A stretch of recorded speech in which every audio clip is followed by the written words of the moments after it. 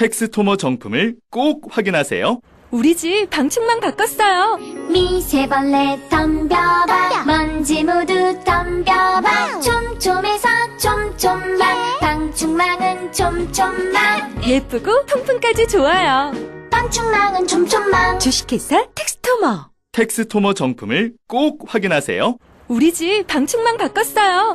미세벌레 덤벼봐 먼지 모두 덤벼봐 촘촘해서 촘촘만 방충망은 촘촘만 예쁘고 통풍까지 좋아요. 방충망은 촘촘만 주식회사 텍스토머. 탄핵 반대 집회를 주도했던 태극기와 십자가의 동맹을 보면서 자괴감을 느끼는 기독교인들에게 기독교는 민주주의를 싫어하는지 아예 관심이 없는지 아니면 기독교도 민주주의를 지지하는지 답답하고 궁금한 시민들에게 호모 요쿠스의 저자 이병주 변호사가 시원한 질문과 명쾌한 답변을 제시합니다. 박근혜 사태와 기독교의 문제, 기독교인들에게 민주주의는 무엇인가? 도서출판 대장간. 100년 이상 살 수 있는 장수 어종, 캐비아를 낳는 어종으로 더욱 유명한 철갑상어. 이 철갑상어를 진액으로 만들었다는데 그 이름하여 사랑어. 오메가3, 필수 아미노산, 각종 미네랄, 컨드로이친 등 100년 장수 철갑상어를 진액으로 한 컵에 좋다 좋아. 철갑상어 진액 사랑어. 스태미나가 콸콸콸. 검색창에 사랑어. 건강에 뭘 좀 아는 사람이라면 자, 따라해보세요. 하나 둘셋넷 건강해져라 건강해져라 건강해져라 건강해져라 가족 건강에도 부모님 선물도 건강종합몰 정관장몰.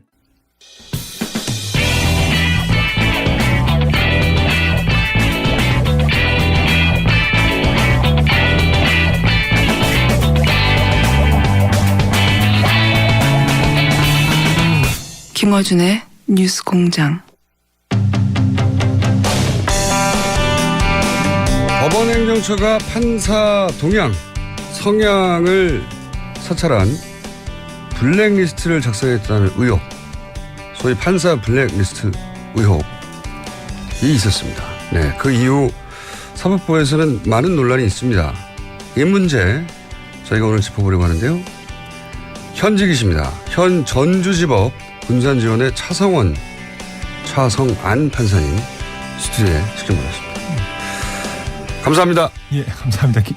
좋은 기회 주셔서 감사합니다. 예. 네, 저희도 섭외하면서 현직 판사님이 나오실까 했는데 예, 그러니까 나오셔가지고 저보고도 뭐 나가지 말라는 충고를 하는 분도 많았는데 그렇겠죠. 예, 그러니까 저로서는 이제 뭐 할 수 있는 것들을 다 했고 네.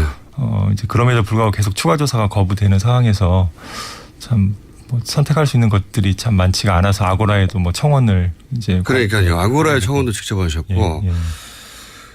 저는 이제 현재 판사님들, 전직 판사님들은 이제 정치인 될 걸 하면 제가 스튜디오에 모시거나 한 적이 많은데, 현재 판사님은 법복을 입으시고 이제 높은 데 계신 것만 뵙다 보니까 제가 피고로. 앞으로 법정에서 뵙게 될지도 모르니까 제가 정중하게 모시도록 하겠습니다. 그렇게 되면 제가 기피하도록 하겠습니다. 기피하도록 하겠습니다. 자, 우선 이 언론에서 이제 블랙리스트, 판사 블랙리스트. 사법부에서는 뭐 다른 용어로 부르겠지만 블랙리스트라고 부르는 이 사건. 이 사건이 처음에 어떻게 시작됐는지부터 좀 설명을 해 주십시오.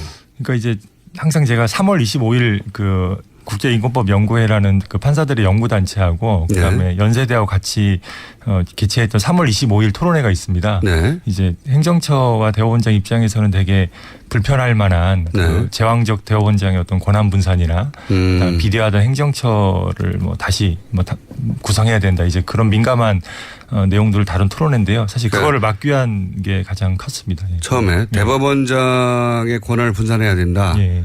그리고 사법행정처. 예. 법원행정처가 이게 이제 문제가 많다. 예. 근데 이제 그럴 경우에 현직 대법원장이 불편해할 그런 내용을 토론회를 3월에 열었다. 예. 거기에 출발해요. 그런 다음에 무슨 일이 있었습니까? 그러니까 이제 그 토론회에서 또 하나 민감한 게 이제 저기 설문조사 결과가 있었습니다. 설문조사. 그 법원 쪽 발표자의 이제 김 부장 판사님이라고 지칭하겠습니다. 그분이 그 전국 법관 3,000명, 그러니까 제가 알기로는 대법원장님 개인 메일까지 포함된 걸로 알고 있는데 대법원장과 대법관들까지 포함된 네. 그 코트 내 내부 메일로 보내는 형태로 네. 3,000명에 대해 설문조사를 했는데 네. 그 내용 중에 예를 들어서 대법원장이나 사법행정권자의 네. 어떤 의중에 반하는 의사표시를 하면 인사상 불이익을 받을 것이냐고 생각하냐 이렇게 물어본 거에 대해서 뭐 80% 이상이 그런 위험이 있다라고 답변하기도 하고 또 뭐 대법원의 어떤 판결, 상급심의 판결에 반하는 판결을 하는 경우 불이익을 받을 우려가 있다는 것도 뭐 40, 50 이렇게 나와서 사실 그런 거는 뭐 1, 2% 사실 나오면 안 되는 게 정상이거든요. 판사가 이제 자기 소신에 따라서 모든 걸 행동해야 되니까 그런 결과가 이제 언론에 공표되는 거를 막고 싶으셨겠죠. 예. 아하. 그러니까 전국에 있는 모든 판사들에게 한마디로 말하면 대법원장 눈치를 보느냐. 예, 약간 뭐 예. 단순화하자면 예, 단순하자면 예. 이 그 판사님들은 단순한 문제를 굉장히 어렵게 하셔가지고 예. 제가 단순한 문제로 바꾸겠습니다. 대법관 눈치를 보느냐 판결할 때 본다 80%. 아니요, 그러니까 판결할 때는 그러니까 40에서 50 정도가 이제 그런 절반 정도는 보고 그런데 그 결론으로 혹시 본인이 불이익을 당할 걸 걱정하느냐가 80%라는 거죠. 그러니까 아니죠. 그러니까 아닙니까? 이게 이제 재판과 사법행정을 구분하셔야 되는데 예를 들어서 뭐 상고법원을 도입하냐 마냐 이제 국민을 위한 재판제도를 개혁하는 거 예를 들어서 뭐 좀 자극적인 이슈긴 한데 정관예우 관련해서 어떤 대책을 할 것인가 이런 것들은 사법행정이라고 부릅니다. 재판에 영향을 미치는 중요한 행정이죠. 그다음에 이제 저희가 재판이라고 부르는 건 판결을 하는 건데 두 가지를 나눠서 설문을 했습니다. 근데 전자는 80%가 약간 그런 눈치 뭐 비슷한 걸 뭐 판결을 제어한 법원으로서의 이제 일처리들 예, 행정 이 부분은 눈치를 보느냐 눈치를 본다. 그게 이제 좀 높게 나왔고 80%가 그리고 이제 재판 관련해서 상급심과 뭐 무관하게 계열 판사가 판결할 자유가 있는데 이제 그런 부분들에 대해서도 눈치를 본다. 그러니까 만약에 이제 달리 판결한다면 불이익을 받을 우려가 이제 있다는 게 40~50%가 나왔습니다. 그게 눈치 본다는 거잖아요. 뭐 표현은 뭐 알아서 하시기 바랍니다. 알겠습니다. 이제 그런 결과를 공표하고 싶지 않았을 것이다 그 토론에. 실제로 그 이제 국제인권법 연구회 이제 기획팀장이었던 그 A 판사 뭐 아주 훌륭한 판사인데요. 그 판사를 기획조정실의 요직 중인 요직입니다. 거기 이제 심의관으로 발탁을 해서 실제로 이제 그 양형실장이라고 불렸던 그 이 상임위원이라는 역시 고등부장이신데요. 그분이 실제로 그런 얘기를 했다는 게 이제 나중에 밝혀졌습니다. 그러니까 3월 20일 토론회를 가급적 작게 그다음에 설문조사는 언론에 공표되지 않도록 그런 노력을 해달라. 그러니까 좀 이상하죠. 그러니까 그 행사를 주관한 그 기획팀장이면 핵심 사람인데 그 사람을 심의관으로 발탁해서 오히려 그걸 막는 일을 맡기려고 한 거죠.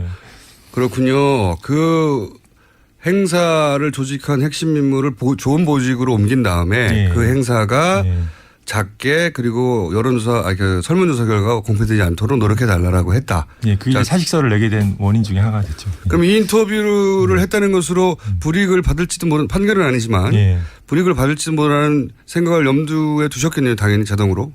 아, 이번에요? 예. 그래도 어쩔 수 없다라고. 제가 죄송한데 제가 잘 들어본 적이 없습니다. 사실 죄송한데.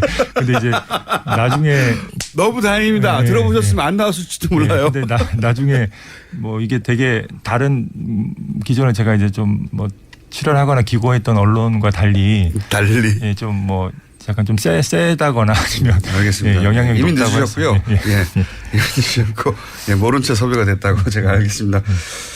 그러면 그런 일이 있었어요. 막아달라고. 그 다음에 벌어진 일은 뭡니까? 이 블랙리스트 이야기는 언제 나오는 겁니까? 그러니까 이제 그 사단은 이제 그 뭐 A 판사가 고민을 하다가 이제 나는 그런 일을 못 하겠다. 이제 사직서를 냈고 그 다음에 이제 그거를 무마하면서 어떤 일이 발생했냐면 심의관 부임 발령 당일날 겸임 해제라고 해서 원래 법원으로 돌려보내는 인사명령이 났습니다. 근데 그거는 사법부 역사상 제가 알기로 처음 있는 일이라. 어떤 의미죠 그게 그러니까? 자른 거예요 갑자기? 못하겠다고 하니까? 타협이죠. 그러니까 뭐 그 사직은 좀 뭐 무마하면서 그럼 나는 이 일은 못하겠다고 하니까 어떻게 보면 또 본인 희망을 뭐 반영한 것도 있겠죠. 다시 돌려보낸 거니까 일선 재판으로. 이거는 그러니까 그런 부분이 저희가 잘 이해가 안 돼서 무슨 일이 벌어진지 정확하게 느껴지지 않는 건데 그러니까 그걸 무마해 달라고 했는데 그분이 그걸 못하겠다고 하니까 못하겠다면서 사직서를 내셨죠. 사직서도 냈고 그랬더니 그분이 좋은 보직에 갔지만 사실서 그 일을 하라고 저를 부르는 거라면 예. 저는 못하겠습니다. 예. 라고 사실서를 냈더니 예. 그래 알았어 그럼 잘라 이렇게 예. 된 거죠. 그러니까 잘랐다면 판사의 직을 잃었겠죠. 근데 네. 제 말은 업무를 그럼 네. 그래 행정처 심의관 일은 네가 싫으니까 하지 말고 네. 원래 법원으로 돌아가라. 왜냐하면 제가 추측하기로는 사직서를 냈다가는 그거 네. 자체가 하나의 또 스캔들이 될 수가 있어요. 사직을 받아주는 게 아니라 예. 보직을 해제하는 방식으로 그렇죠. 그래서 겸임 바꿔서 해제라고 부릅니다. 예. 그래서 겸임 해제. 예. 겸임 해제 같은 단어가 등장하면 무슨 일이 있었는지 느껴지지 않거든요. 예. 그런데 그분이 또 무슨 이 블랙리스트와 관련된 얘기를 하면서 이게 불거지기 시작한 거예요? 그러니까 이제 그런 이례적인 일이 나니까 네. 사실 뭐 판사 사이가 좁은데 당연히 소문이 났죠. 네, 그래서 그게 그런 이제 일이 처음 있는 네, 거니까. 그게 이제 언론 기사가 됐고 거기서 무슨 뭐 그 약간 자극적으로 블랙리스트라는 표현이 나왔고 네. 이게 뭐냐 우리가 진상 조사를 해보자. 블랙리스트라는 네. 이야기 그런 문건은 어떤 식으로 처음에 거론이 된 거죠? 그러니까 나중에 이제 진상 조사 결과에 의하면 예. 이제 아까 말한 대로 이제 이 상임위원이라는 분이 양형실장이라는 분이 업무를 이렇게 뭐 얘기를 해주는데 3월 25일 토론회 말고도 여러 가지 얘기를 했는데 그 중에 네. 하나가 그 나중에 이제 기획조정실 가면 거기 네. 컴퓨터에 네. 비밀번호가 걸린 그 판사 뒷조사 파일이 있는데 네. 나중에 다 뭐 비밀번호 풀어서 열어볼 거 아니냐. 근데 네. 너무 나쁘게 생각하지 말라. 이제 그런 얘기를 자기가 들었다. 들었다는 거를 진상조사 과정에서 이제 진술을 한 게 뭐 밝혀진 거죠. 아하, 그러니까 네. 이분이 이제 이렇게 된 거군요. 양승태 대법관이 싫어할 만한 대법원장의 권한을 축소하고 네. 그리고 법원 행정처, 네. 법원 행정처가 지금 말씀하신 대로 내가 이 일 했다가 이제 보직에 불이익을 다는 건 아닐까? 이런 걱정을 하게 되는 대상 네. 기구인데 네. 그러니까 그 대법원장의 바로 직속 기구인 거죠. 그렇죠. 네, 예. 네, 네. 인사도 관리하고 뭐 네. 하는 승진도 관리하는 말하자면. 네. 그런데 이제 그런 설문을 발표를 좀 축소하고 싶고 네. 언론에 문제가 되지 않기를 바라니까 그 회의 핵심 인물을 좋은 보직에 네. 보내면서 야 그건 좀 잘 무마해봐 했는데 그분이 그럴 거라면 난 안 가겠다고 네. 하면서 해지가 됐는데 근데 그 과정이 너무 이례적이라서 네. 어떻게 됐는지 이제 파헤치다 보니 그분이 거기 가기로 결정돼 있을 때 네. 거기 상관이 야 거기 가면은 컴퓨터에 뭐 뒷조사한 파일이 있는데 그거 놀래지 마. 네. 그러니까 자기가 그 보직으로 갔으면 그 파일을 당연히 열어볼 수 있는 권한이 생겼을 것이고 네. 보게 될 테니 놀래지 말라고 미리 언지를 주었다. 뭐 그런 식으로 답변을 아. 했고 이제 약간 제가 조심스러운 거는 그 네. A 판사는 그 소위 말하는 그 인간 성격도 좋고 뭐 인품도 훌륭하고 재판도 아주 잘해서 사실 그 연구회 멤버가 아니더라도 네. 뭐 그 요직에 갈만하다는 평판은 충분히 있는 뭐 알겠습니다. 친구였습니다. 반드시 예. 미끼로 준 건 아니고 예. 갈 자격이 있어서 예. 갔는데 예. 겸사겸사할 수도 있죠. 뭐 그럴 수도 있죠. 예. 어쨌든 예. 가서 그런 일을 시키니 나는 못하겠다고 했는데 예. 못하겠다고 하기 전에 거기에 블랙리스트가 그러니까 라고 불릴 만한. 예, 판사 예. 뒷조사라는 표현을 썼습니다. 예. 판사 뒷조사 파일이 있어. 예. 그러니까 놀래지 마. 예, 비밀번호 걸린 뭐 이런. 그러면 판사들이 열받을 만하네요. 그러니까 이제 당연히 이제 그 연립을 받은 게 이제 근데 문제는 이인복 전 대법관님 10만이 꽤 높다는 분이셨는데도 불구하고 조사를 했어요. 예, 그분이 조사를 했는데 실망스럽게도 물론 이제 사실관계를 많이 밝혀졌습니다. 그래서 예. 뭐 예를 들어서 뭐 추가적으로 밝혀진 게 그 중복가입 금지라고 예. 그 이제 행사를 주최한 그 연구회 회원수를 급감시킬 만한 그런 이제 조치 같은 것도 실행이 됐거든요. 그러니까 이제 전문 분야 연구회라고 이것도 되게 중요한 거에서 제가 좀 말씀을 드리면 법원의 판사들이 뭐 저는 형사법 연구회 무슨 뭐 의료법 연구회 연구회. 예, 그런 데 가입돼 있는데 원칙적으로 2개 이상 하나만 가입하고 2개 이상을 못 하도록 되어 있었는데 그게 한 10여 년 전부터 거의 사문화가 됐어요. 바보 같은 규칙이죠. 그러니까 왜냐하면 저희가 사무단이 매년 바뀌는데 뭐 1, 2년마다 바뀌는데 뭐 당연히 여러 개를 가입해야 되기 때문에 그렇죠. 그래서 이제 사문화돼 있는데 갑자기 이거를 올해 2월에 시행한다고 그랬거든요. 그러면서 가장 먼저 가입한 것만 남기고 나머지 다 강제 탈퇴 처리하겠다. 만약에 정리를 안 하면. 그럼 그 결과는 국제인권연구회가 가장 늦게 만들어졌거든요. 아하. 그럼 거기 회원은 그냥 반토막 이상으로 확 떨어지는 거죠. 근데 나중에 밝혀지기로는 그것조차도 3월 25일 토론회를 축소시키기 위한 조직적인 그것도 이제 대비 문건 2개까지 만들어가지고 대법원장을 불편하게 만드는 학회를 어떻게 예. 제압을 할까. 근데 다들 판사들이니까 예. 이게 불법적으로 할 수는 없고 예. 그러다 보니까 있는 규정 없는 규정을 찾고 하다 보니 예. 이미 사문화된 걸 끌어들이는 사실상 동호회 2개 하면 안 돼 이런 거나 마찬가지잖아요. 그렇죠. 예.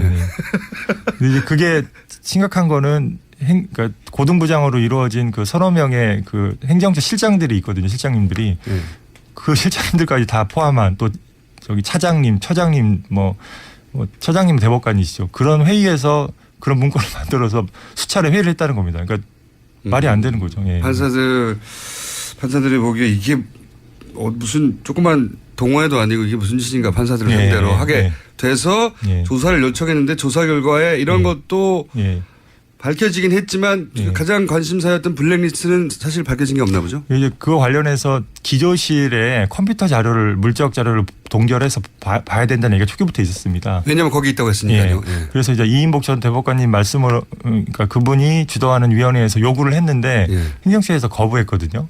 근데 이제 이거 좀 이상한 게 대법원장님이 이인복 전 대법관님한테 정권을 위임해 주셨거든요. 정권이 있는데가 안 되죠. 그러니까 이제 이상한 거죠. 항명이죠. 어떻게 보면 행정처장이 이제 대법원장님 밑에 있는 거니까.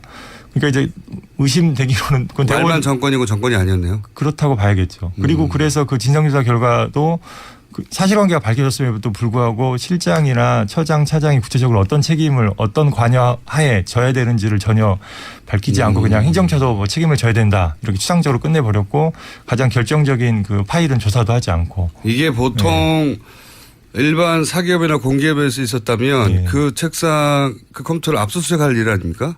그리고 이제 실제로 이제 그 당시 판례까지 뭐 판사들이 철저해서 검토를 했는데 대법원 판례 중에 그 근로자의 어떤 문제가 있는 행위에 대해서 사용자가 긴급한 경우에 동의 없이 조사할 수 있다는 거에 대해서 대법원이 그거를 정당 행위라고 있습니다. 그래서 위법소송을 조각시킨 예까지 있습니다. 그러니까 그것까지 제가 검토해서 요청을 드렸는데 안 된 거죠. 사법부 내에서 법을 어긴 거네요. 뭐 제가 보기에는 그건 사법행정권자라면 책임 있는 사법행정권자라면 반드시 조사했어야 될 요소 같습니다. 그래서 그러니까요. 아니 블랙리스트가 저 컴퓨터 안에 있다라고 믿을 만한 상당한 판사 이유가 뒷조사 파일. 그렇죠. 상당한 이유가 있다면 그거를 이제 뭐 프리징 그 상태로 얼린 다음에 뭐 더 이상 못 만지게 한 다음에 그거를 압수수색하더라도 그 포렌식을 하는 게 당연한 것이고 판사들 사이에서도 그건 상식처럼 여겨질 수 있는데. 그러니까 압수수색은 이제 좀 법적인 용어니까 정확히 얘기하면 사법행정권자가 그러니까 그게 만약에 일반적인 사건이었다면 그럼 법원 바깥에서 지금 뭐 서울중앙지법에 형사가 고소돼 있으니까 좀 민감해서 그렇군요. 표현은 저는 일반인을 기준 얘기하자면 바깥에서 벌어졌으면 압수수색할 만한 사안인데 당연히 조사했겠죠. 그렇죠. 그런데 거기서는 자체적으로 조사를 했는데 그 컴퓨터 정작 그 컴퓨터를 조사를 못하겠다. 그래서 판사님들이 따로 모였잖아요. 전국 판사들이. 그게 1차 회의라는 거 아닙니까? 그죠? 맞습니다. 전국 판사들이 이게 이해가 안 된다. 이러면 안 되는 거 아니냐. 그래서 이례적으로 전국 판사들이 모여서 뭘 의결했습니까? 그러니까 일단 이 언론을 보면 이제 뭐 사법파동이 난다 안 난다 이런 기사가 있는데요. 지금 역대 사법파동 중에 가장 많은 판사회의가 열렸고 단기간에 그다음에 사실 전국법관 대표회의가 이런 식으로 95% 이상 선출돼서 된 것은 없습니다. 이건 사법부 역사상 사실 처음이고 굉장히 많은 사람이 참여했다. 이건 뭐 전례가 없습니다. 이건 그렇게 해서 아까 말씀드린 거하고 똑같습니다. 일단 구체적인 인적 책임을 규명을 해라. 도대체 처장, 실장, 차장이 어떻게 관여했는지 회의를 수차례 했다고 하는데 그래서 그걸 위해서 우리가 그 진상조사위원회 뭐 부족하지만 뭐 이인복 전 대법관이 이끌었던 그 진상조사위원회의 원 자료를 보겠다. 그다음에 두 번째가 자료가 삭제됐다는 소문이 좀 났습니다. 그러니까 뭐 삭제됐을 그 염려가 되네요. 뭐 깡통 컴퓨터를 받았다는 소문이 좀 났는데 저도 진위는 모르겠습니다. 근데 그렇다면 디지털 포렌식까지 염두에 둔 방식을 제안해서 당연히. 그래서 증거보존 조치를 하고 우리한테 조사권을 위임해 주면 판사들이 그 내용을 직접 보겠다. 그 위원들 몇 명이. 가장 법을 잘 아는 집단이 모여서 우리가 법대로 하겠으니까 우리한테 그런 권한을 달라 이런 요구를 한 거네요. 그게 첫 번째 추가조사 결의와 그다음에 이제 책임규명에 관한 책임규명 결의였고 그다음에 이제 앞으로 이런 일이 재발되지 않으면 견제장치가 필요하다. 그렇죠. 그래서 이제 그 전국법관대표회가 모델로 한 미국에는 뭐 이런 게 이미 다 있습니다. 선진국에는. 그래서 미국 연방법관대표회의라는 게 있는데 그거 비슷하게 이제 만들어서 우리가 상설화하자. 그게 바로 전국법관대표회의 상설화 얘기였습니다. 전국법관대표회의를 상설화해서 행정처를 축소시키고 견제하자. 법원 내 민주주의 장치를 만들어서. 지금은 법원 행정처라는 게 뭐 대기업의 인사과 같은 거잖아요. 말하자면. 그렇죠. 그래서 거기서 이 사람은 진급을 하고 말고 다 결정하는 건데 그것이 어쨌든 법관들도 생활이다 보니까 그것이 영향을 미치는데 법관들은 판결을 해야 되는 사람이니까 어떤 외부 압력으로부터도 자유로워하는데 그렇기 때문에 그런 견제 장치로 법관들이 모이는 대표회의를 만들어서 네. 그런 압력이 있거나 알게 모르게 하면 막도록 하는 네. 지금까지는 없었다는 거죠. 그게. 그렇죠. 예. 그래서 그건 지금까지 무조건 대법원장이 하고 싶은 대로 할 수 있었다는 거죠. 예. 그러니 그런 장치도 만들자 이런 회의를 했습니다. 예. 추가 조사를 해야겠다. 그런 결과를 내서 그러면 양승태 대법원장에게 요구를 했겠네요. 그렇죠. 컴퓨터 조사 좀 합시다 이렇게. 예. 근데 이제 그 후에 이제 어떤 일이 있었냐면 그 전효숙 전 헌법재판관 역시 뭐 신망이 좋은 분인데 역시 그 신망이 얼마나 허망하다는 걸 제가 이인복 전 대법관님과 비슷하게 느꼈는데 거기서 이제 공직자윤리위원회라는 게 열립니다. 대법원. 네. 예. 근데 그게 이제 신영철 전 대법관 기억하시죠? 네네네. 촛불 법관을 재판 막 이렇게 촛불 재판에 이제 개입하고 배당에도 개입했는데 법관을 마음대로 배정했던 네. 사람이죠. 그때 네. 어떻게 처리됐냐면 진상조사위원회 똑같습니다. 진상조사위원하고 그다음에 공직자윤리위원회 열어서 여기서 구두 경고를 요청하고 그래서 구두 경고하고 끝났거든요. 사실 이건 탄핵이 될 만한 사유가 이렇게 정치 징계 하나 없이 끝났는데 이번에 똑같습니다. 진상조사위원회 하고 이인복 전 대법관님이 그다음에 전효숙 전 대법관님이 이끄는 대법원 공직자윤리위원회가 결과를 딱 냈습니다. 마치 기다렸다는 듯이 내가지고 블랙리스트에 대해라고 불리는 그 의혹에 판사 지조사 파일에 대해서 아무런 언급도 하지 않았고 그다음에 행정처 실장들에 대해서는 면죄부를 줬고 그다음에 처장님 고영한 전 처장님에 대해서는 주의 촉구 구두 경고죠. 그것만 하면 된다라는 식의 어떤 방패막이의 결정을 내렸고요.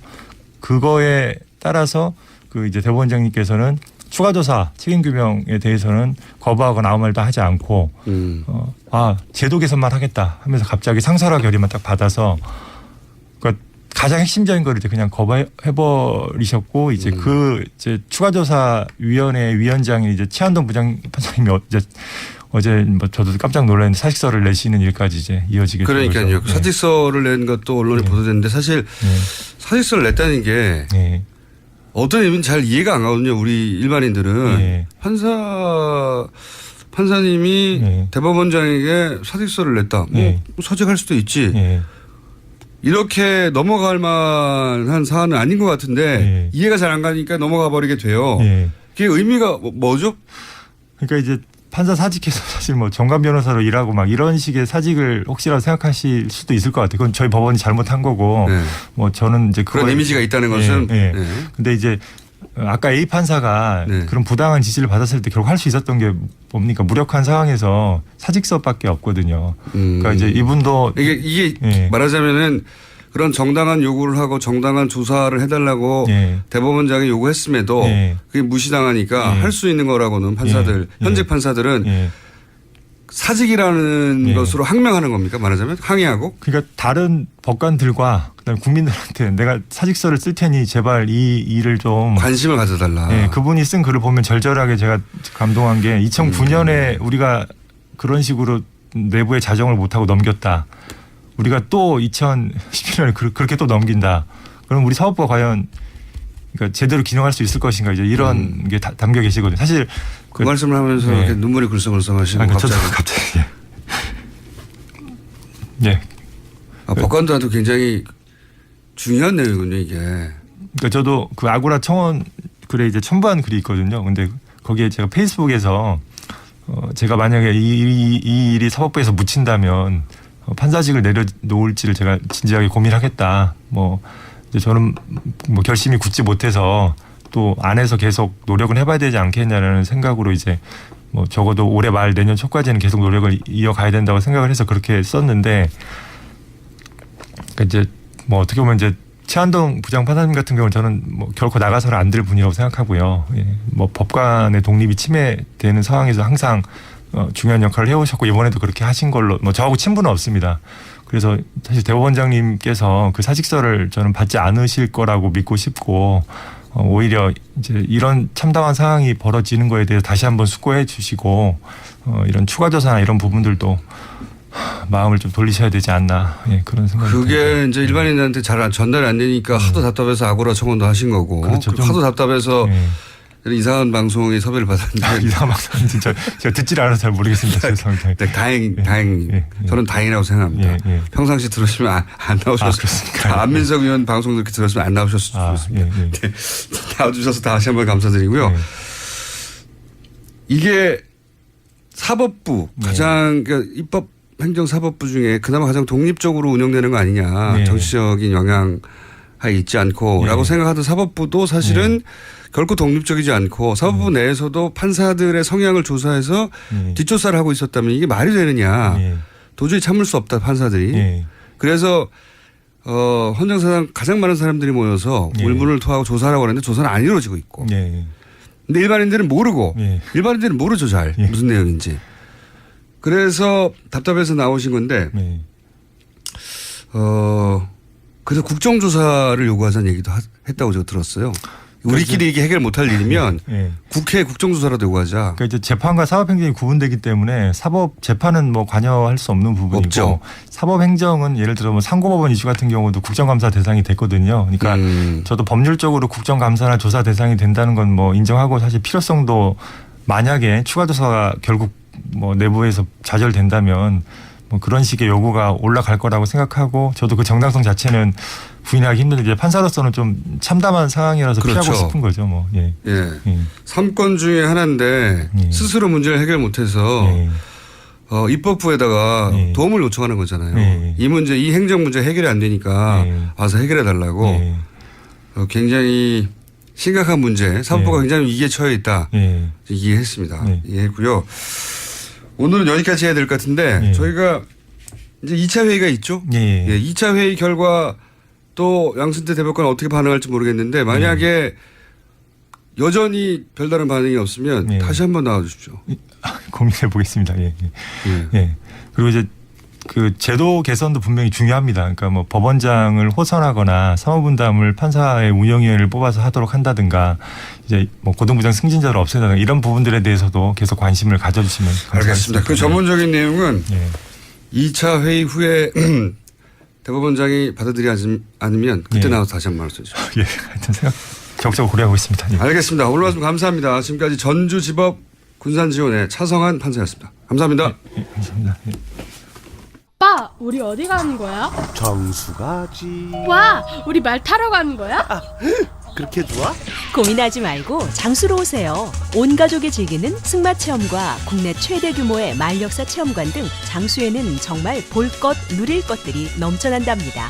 말의 심장 소리를 직접 느껴보는 장수에서의 하룬 여행. 장수는 항상 가까이 있습니다. 주말 여행은 장수로. 승마 체험 예약은 063-350-5486. 또 떨어졌어. 너 또 입사 시험 봤어? 아니, 차량용 핸드폰 거치대 말이야. 여러 개 사봤는데 실패의 연속이야. 떨어지고 시야 가리고 운전석에서도 멀고 뭐 좋은 거 없을까? 싼 것만 찾으니까 그렇지. 제대로 된 거 하나 사서 편리하게 쓰는 게 더 낫지. 그런 게 있어? 그럼 있지. 1, 2, 3 할 때 2. 힘 세다 할 때 힘. 2 힘. 2 힘? 2배로 힘이 세다는 건가? 네이버 검색창에 2 힘을 검색해보세요.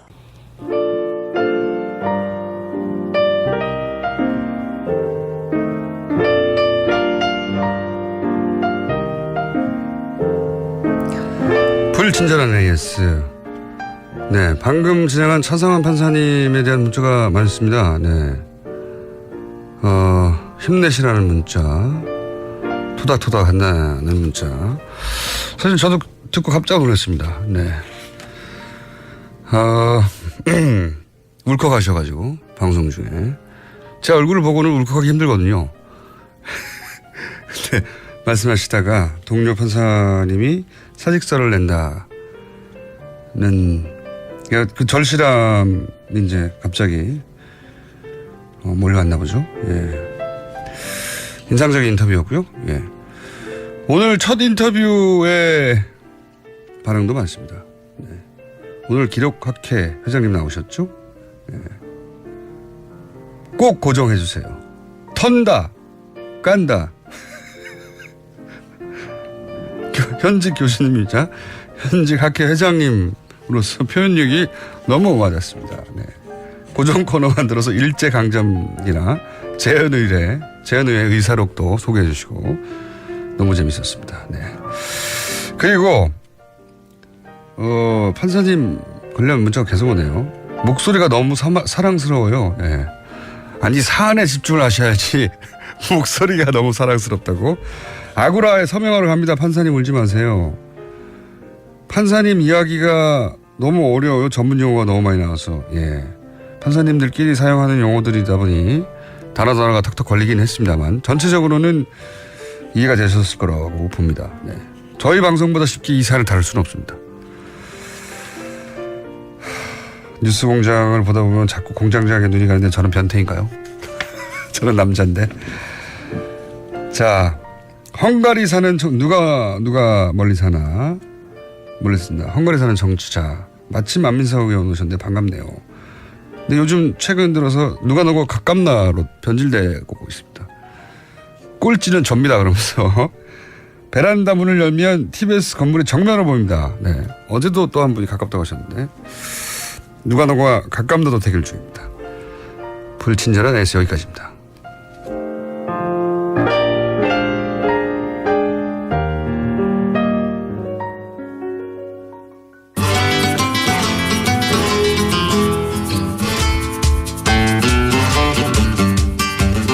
뉴스공장의 영원한 고정입니다. 네. 황교익 마클레임스 나오셨습니다. 안녕하십니까. 안녕하세요. 네. 초기엔 저희가 이제 신화를 깨부신 역할을 많이 했는데 네. 최근에는 바쁘고 불성실해져가지고 깨지는 신화가 잘 없어요. 별로 그렇게 열심히 나왔잖아요. 저처럼 열심히 나온 출연자가 없을 텐데. 굉장히 억울한 표정으로. 네. 다른 얘기하기 전에 네. 사실 이게 진행된 지가 한 몇 주 된 걸로 아는데 저도 안 들어가지고 네. 주말 특근이라고 저희가 있어요. 예, 저 한 번 했었어요. 네, 그게 이제 모르신 분들이 있을 것 같아서 제가 주중 방송에서 한번 알려드리는데 토요일 날 1시간 동안 네. 일주일간의 핵심적인 방송을 리바이벌을 하면서 저희 패널들이 직접 진행을 합니다. 이번 주는 제가 해요. 그러니까요. 네. 내일 직접 하신다면서요. 예, 그 재활용 방송이라고 볼 수 있죠. 주말 특근 네. 재활용 방송. 진행을 제가 하는 게 아니라 저희 패널들이 하시고 경쟁이 심합니다 이게. 그래요? 예. 제법. 그럼 굳이 제가 안 해도 되는데 다른 분들한테 양보할 수 있어요. 뭐 주말이라고 뭐 특별하게 출연료를 높여주는 것도 아닌 것 같고. 아직 모르셔가지고 주말에 방송이 있는지 모르시는 분이 있는데 토요일 날 1시간을 한다. 그래요? 예. 그리고 그때는 제가 아니라 패널들이 직접 진행하면서 보통 저를 까죠. 자, 처음으로 고지합니다. 이미 진행하고 있습니다. 내일은 황교익 마칼럼니스트가 진말 특허를 진행한다고 하고 오늘 주제는 뭡니까? 뭐 지난주에 사실 삼계탕 이야기 하려고 나왔었는데 개고기 얘기만 하다가 개고기 이야기 하려고 했습니다. 또 내일 중복이죠. 네, 중복입니다. 그래서 그런데 왜 초복, 중복, 말복을 나눴을까요? 고기 먹자고. 굳이 3번을 나눠가지고. 여름이 사실 길어요. 길죠. 우리 한반도 여름은 특히 습하고 막 더 습해졌어요 요즘은. 네, 막 축축 처지죠.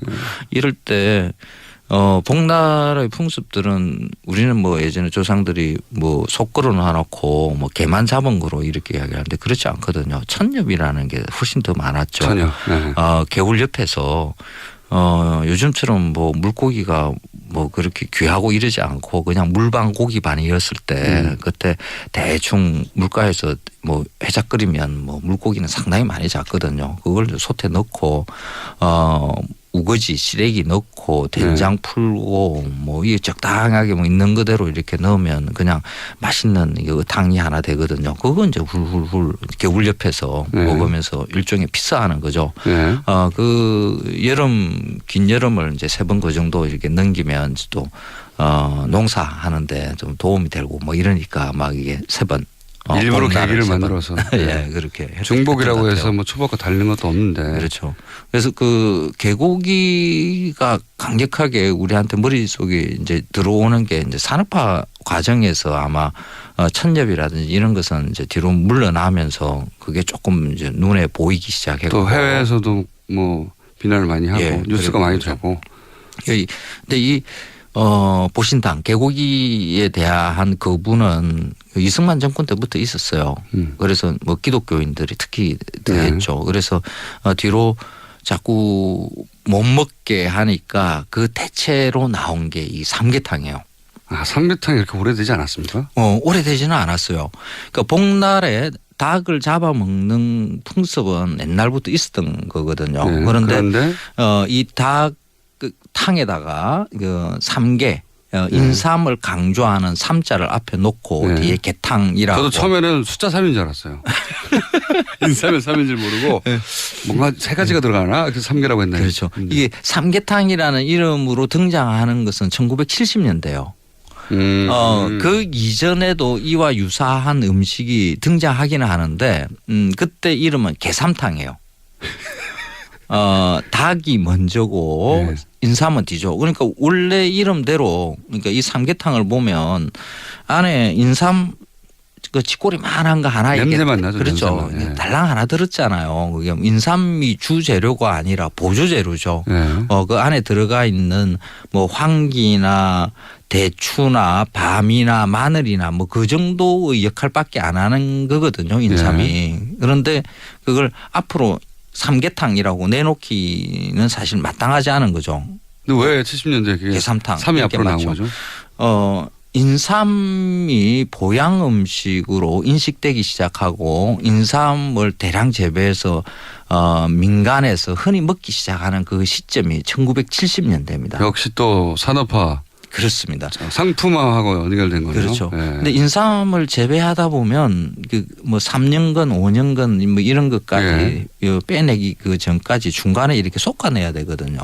처음에는 좀 많이 뿌렸다가 그래서 그 작은 거 1년짜리 이런 것을 미삼이라고 그렇게 이야기를 해요. 그런데 이런 것은 별로 그 상품 가치가 없었는데 채3이 되지 못한 그렇죠. 약한 놈들. 근데 이걸 그때 이제 냉장 유통하는 이제 시스템도 만들어져요. 그냥 수삼 상태로 여름에는 이렇게 운송하는 게 그냥 썩어버리거든요. 인삼이 의외로 수분이 많습니다. 잘 썩는군요. 그래서 뭐 근삼이나 홍삼 상태로 보관하고 유통을 했었는데 70년대 들어오면서 수삼 형태로 운송 보관이 가능해지니까 이걸 본격적으로 닭에다가 이걸 넣고 삼을 앞에 내세우자. 그렇죠. 그래서 그리고 인삼이 보양식에 굉장히 좋다. 그렇죠. 라고 신화가 만들어진 게 그렇게 짧습니까? 역사가? 뭐 길게 봐서 한 50년, 뭐 짧게 한 30년, 40년. 삼계탕은 적어도 막 2000년, 3000년 된 줄 알았더니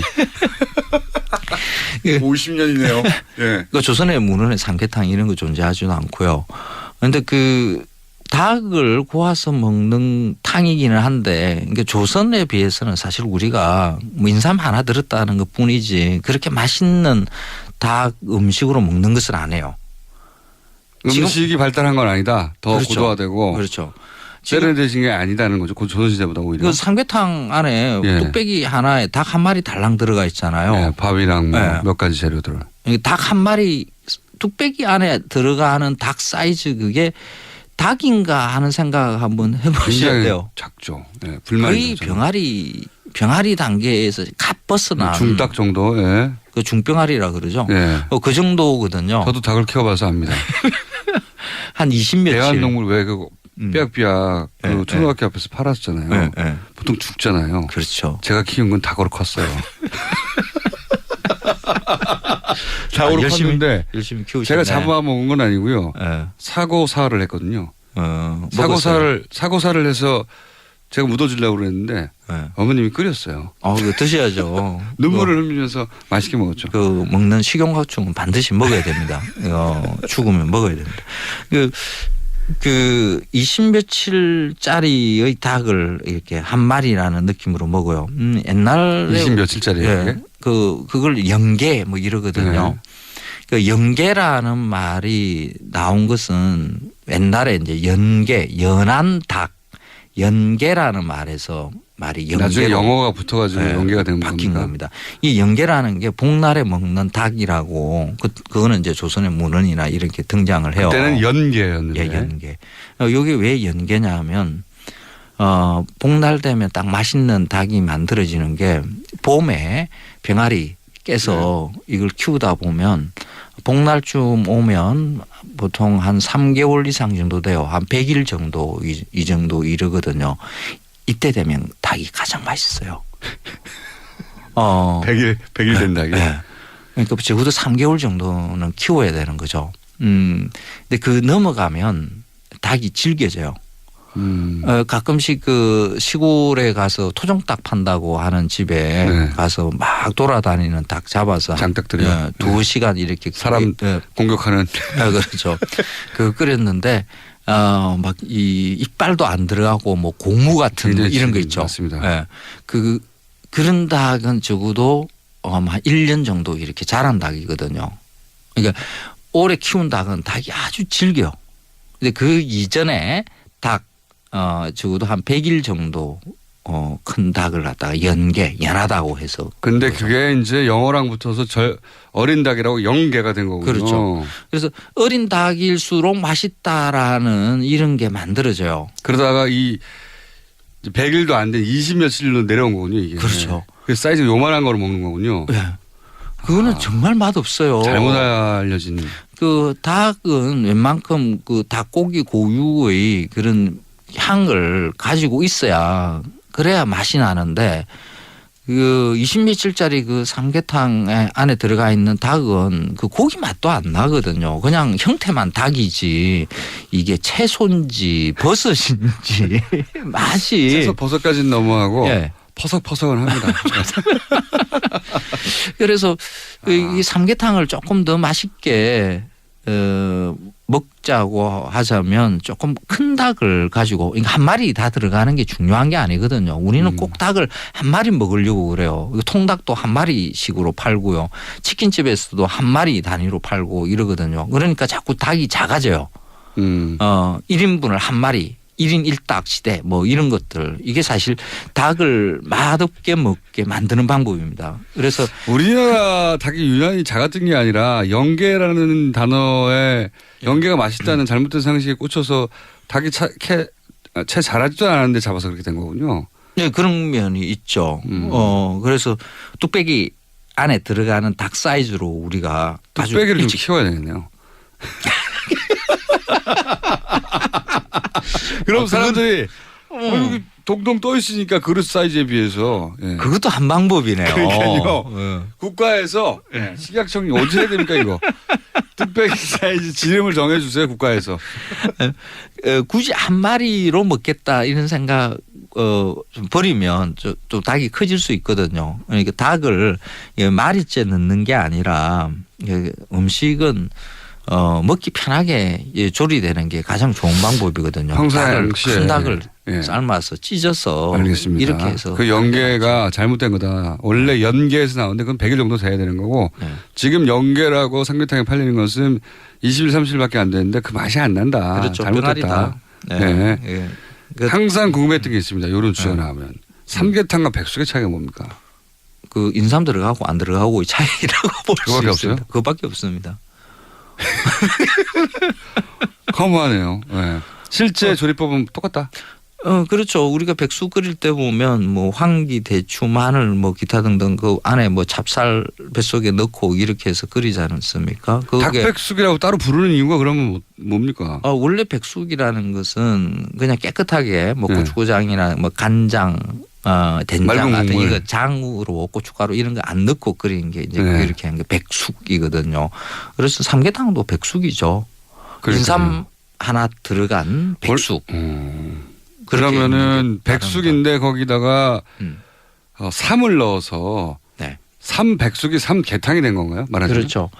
뭔가 삼계탕 이러면 뭐 몸에 힘이 날 것 같고 이렇잖아요. 이름으로 먹는 거죠. 우리는 맛으로 먹는 게 아니라 그 음식에 붙은 말로 우리가 먹는 거라고 봐야 되는 거죠. 실제로는 똑같은 거다. 그렇습니다. 예. 근데 게다가 삼계탕이라는 말이 나온 것은 70년대다. 예. 2000년 된 게 아니랍니다. 네. 허무하네요. 뭘 허무해요. 우리가 맛있는 삼계탕 먹자고 하는 겁니다. 삼닭으로 쓰세요. 그러니까 인삼을 재배하는 그리고 인삼을 유통하는 업자들이 만들어낸 단어가 삼계고. 인삼 유통하는 업자라기보다는 식당 하시는 분들이 만든 말이라고 봐야 되겠죠. 삼이 저렴한 가격에 싱싱하게 많이 들어오고 그렇죠. 그리고 삼이 좋다고 이제 인식을 계속 퍼뜨려 주고 있으니 그거를 넣은 음식이 잘 팔릴 거라고 생각해서 어느 순간 그렇죠. 누군가가 시작했겠죠. 그렇죠. 삼을 앞에 붙였더니 잘 팔리고 인기가 좋아서 그렇죠. 그렇죠. 그런데 그 인삼이 이게 어떤 특정 효능을 생각하지 않고 향신 채소로 인식하는 그 방법으로 삼계탕은 괜찮습니다. 인삼 그 작은 미삼들 이런 거 많이 팔리잖아요. 굳이 삼계탕에 만들 생각하지 마시고 여러 음식에다가 한번 응용해 보십시오. 그게 씁쓸한 맛에 그 달큰한 향도 있고요. 인삼의 향이 그 다른 잡내들을 많이 잡아내거든요. 그래서 뭐 민물 매운탕 이런 거 끓일 때도 인삼 좀 넣고 괜찮고요. 그건 좀 안 맞는 것 같아요. 그러니까 신맛이 좀 있는 거에는 인삼하고는 잘 안 맞아요. 그래요? 예, 다양하게 뭐 고기 좋아하시니까. 소고기 구울 때 옆에 인삼도 넣고 같이 굽고 이렇게 한번 드셔보시죠. 괜찮을 겁니다. 뒷부분 이야기는 그다지 쓸모는 없고요. 어쨌든 삼계탕에 대한 신화도 사실은 잘못 알려진 거네요. 근데 이렇게 따지고 보면 거꾸로 이제 알고 싶어져요. 다음 그렇죠. 시간쯤이나 그 다음 시간쯤에 도대체 1000년 이상 된 우리 음식이 뭐가 있는지 지금 잘 먹고 있는 것 중에 그런 걸 좀 소개해 주셔야 될 것 같아요. 당군 그 할아버지가 먹던 음식 그 중에 지금도 내려오는 음식이 하나 있어요. 하나가 뭡니까? 여름 음식이 있거든요. 그거 다음 시간에. 다음 시간에 이야기해 드릴게요. 네. 5000년 된 거 알려드릴게요. 이제 몇십 년 된 거 말고. 지금까지 황교익 칼럼니스트였습니다. 감사합니다. 고맙습니다. 네, 차상원 판사님 악원에서 청원 중입니다. 관심 가져야 할 사안 같고요. 검색어도 1위네요. 김어준이었습니다. 월요일 뵙겠습니다. 안녕.